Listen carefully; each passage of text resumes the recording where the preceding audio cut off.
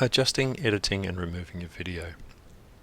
Once you've uploaded a video, we looked at the fact that you can tag and add the information about where it's been shot, etc. But if you go to the video itself, you can, down on this side here, make some changes to it. So if you want to tag someone in this video, you can just click that link. If you want to edit the location, you can do the same there. And if you want to change the date that it was actually shot, you can do that as well.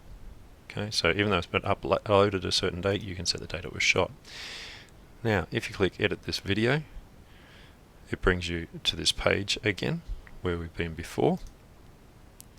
And also you'll notice these options, embed video.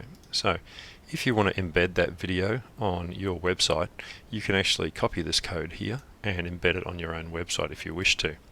If you wish to send someone a link, if you click this one, get link, you'll get a link up here that you can then copy and email to people. You can also send it directly within a message to someone. So if I send it to Brad, and I can add photos or files to that if I want to. If I click send, that will be mailed within the system of Facebook directly to Brad, and it will show up underneath his areas at the top here.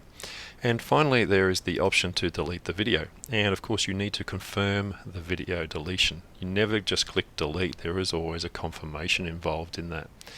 So that's pretty straightforward, but at least you can get back in and make some changes. Now you'll notice these two little buttons down here.